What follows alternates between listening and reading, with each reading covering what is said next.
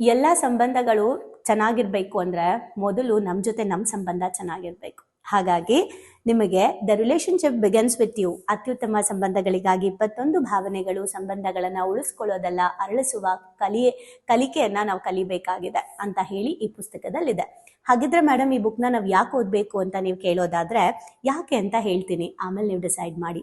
ತುಂಬಾ ಜನಕ್ಕೆ ಈ ಪ್ರಶ್ನೆ ಇರ್ಬೋದು, ಏನ್ ಗೊತ್ತಾ, ಯಾಕೆ ಯಾರು ನನ್ನನ್ನು ಅರ್ಥ ಮಾಡ್ಕೊಳ್ಳಲ್ಲ, ಯಾವಾಗಲೂ ನಾನೇ ಯಾಕೆ ಅಡ್ಜಸ್ಟ್ ಮಾಡ್ಕೋಬೇಕು, ನಾನು ಮಾತ್ರ ಯಾಕೆ ನೋವು ಅನುಭವಿಸ್ಬೇಕು, ನಾನು ಇಷ್ಟು ಪ್ರೀತಿಸಿದ್ರೂ ಕೂಡ ಯಾಕೆ ನನಗೆ ನೋವಾಗ್ತಾ ಇದೆ, ಜನರು ಯಾಕೆ ಬದಲಾಗ್ತಾರೆ, ನನ್ನ ಸ್ವಂತ ಮನೆಯಲ್ಲೇ ಯಾಕೆ ನಂಗೆ ಶಾಂತಿ ಇಲ್ಲ, ಇನ್ನು ಹಲವಾರು ಪ್ರಶ್ನೆಗಳಿಗೆ ಈ ಪುಸ್ತಕ ನಿಮಗೆ ಉತ್ತರ ಕೊಡ್ಬೋದು.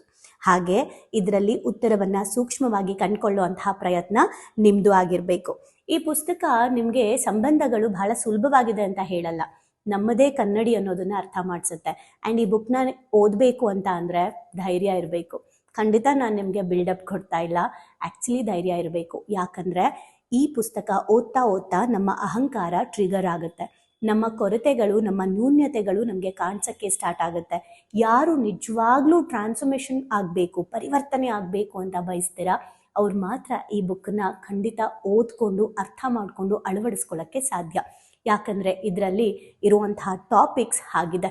ಸೊ ಹಾಗಾಗಿ ಈಗ ಆಲ್ರೆಡಿ ಅಮೆಝಾನಲ್ಲಿ ಸಿಗ್ತಿದೆ. ನಿಮಗೂ ಕೂಡ ಈ ಬುಕ್ ಬೇಕಂದರೆ ಲಿಂಕ್ ಅಂತ ನೀವು ಟೈಪ್ ಮಾಡಿದ್ರೆ ನಿಮಗೆ ಲಿಂಕ್ ಕಳಿಸ್ತಾರೆ. ಇಲ್ಲಾಂದರೆ ನೀವು ತಾರಾ ಮಂಜುನಾಥ್ ಅಂತ ಅಮೆಝಾನ್ಗೆ ಹೋಗಿ ಟೈಪ್ ಮಾಡಿದ್ರೆ ತಾರಾ ಮಂಜುನಾಥ್ ಬುಕ್ಸ್ ಅಂತ ನಿಮಗೆ ಓಪನ್ ಆಗುತ್ತೆ. ನೀವು ಈ ಪುಸ್ತಕನ ತಗೋಬೋದು. ನನ್ನ ಹಂಬಲ್ ರಿಕ್ವೆಸ್ಟ್, ಸುಮ್ಮನೆ ಪರ್ಚೇಸ್ ಮಾಡ್ತೀನಿ ಅಂದರೆ ಮಾಡೋಕ್ಕೆ ಹೋಗಬೇಡಿ, ತಗೊಂಡು ಅರ್ಥ ಮಾಡ್ಕೊಳ್ತೀರಾ ಅಂದರೆ ಮಾಡಿ. ಎಷ್ಟೊಂದು ಟ್ರೈನಿಂಗ್ಸ್ಗಳಿಗೆ ನಿಮಗೆ ದುಡ್ಡು ಕೊಟ್ಟು ಅಟೆಂಡ್ ಮಾಡೋಕ್ಕಾಗಲ್ಲ ಅಂದರೆ ಅಟ್ಲೀಸ್ಟ್ ಈ ಪುಸ್ತಕ ನಿಮಗೆ ಖಂಡಿತ ಸಪೋರ್ಟ್ ಮಾಡುತ್ತೆ. ಎಲ್ರಿಗೂ ಒಳ್ಳೆಯದಾಗಲಿ.